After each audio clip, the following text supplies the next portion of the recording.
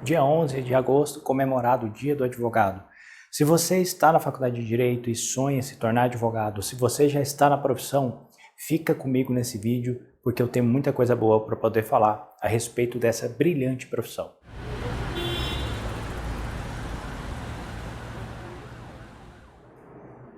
Oi, eu sou o Nedson e vim aqui para falar com você a respeito do Dia do Advogado, a respeito dessa profissão tão brilhante e que a nossa Constituição Federal diz que é indispensável para a administração da justiça.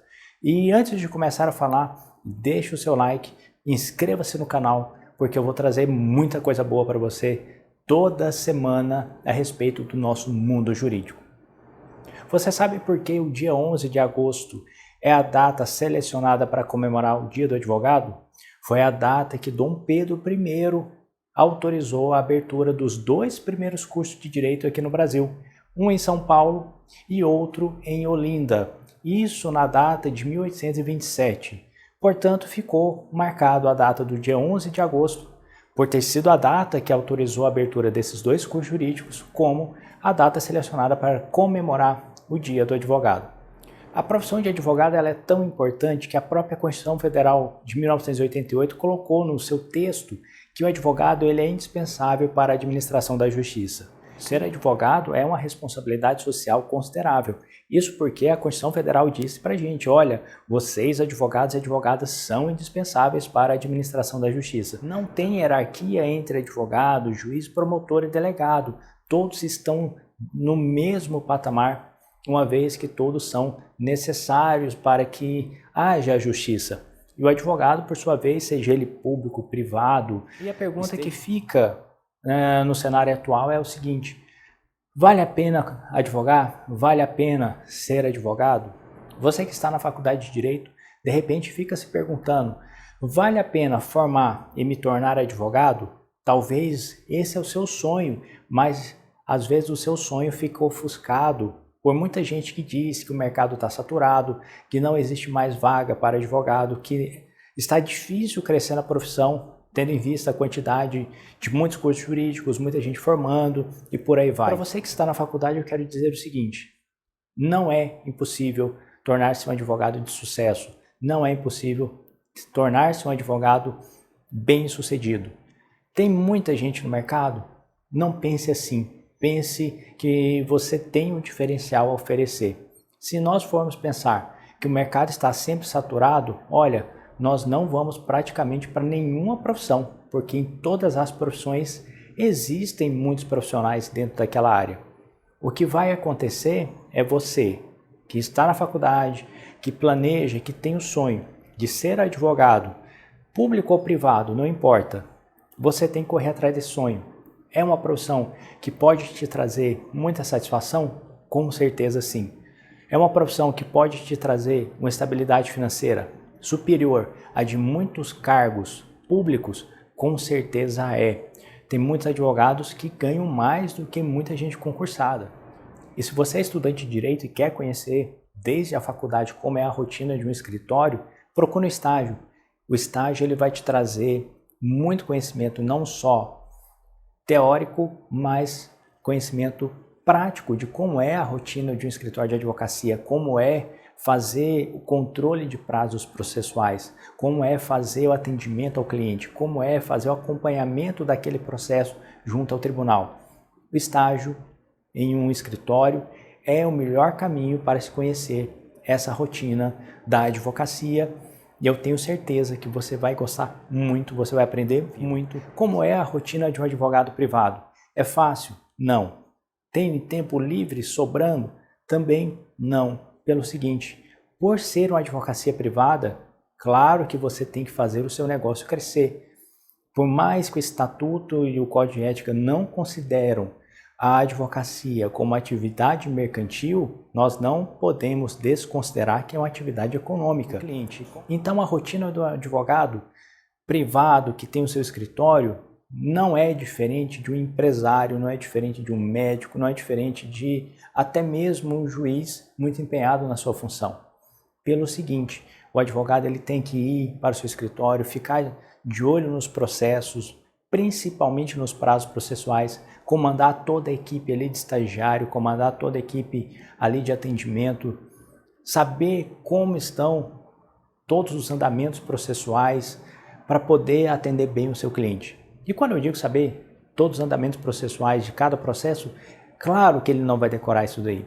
Mas se ele vai atender um cliente hoje, e se esse cliente já tem processo, ele precisa estudar com antecedência como está o andamento processual daquele cliente para poder passar uma boa informação e passar uma tranquilidade na prestação de um serviço que a pessoa está pagando caro porque valoriza a sua profissão. Além disso, a rotina de um advogado envolve muito estudo. Envolve muito estudo principalmente da jurisprudência, porque é algo que você vai lidar diariamente com isso daí. Então, tem que ficar de olho na jurisprudência do estado onde você atua, ficar de olho na jurisprudência dos tribunais superiores, além do que você tem sim que se debruçar em cima das doutrinas, de artigos científicos. O advogado ele tem sim que procurar cursos de capacitação, atualização e prática, tem que procurar pós-graduação. Muitos advogados fazem mestrado e doutorado para se aprofundar ainda mais naquele tema, naquela área que ele atua. E isso tudo agrega, tudo isso vai agregar não só para você, não só para o profissional, mas principalmente para a prestação de serviço que vai ser oferecido para o cliente. E hoje o advogado precisa ter conhecimentos além do conhecimento jurídico.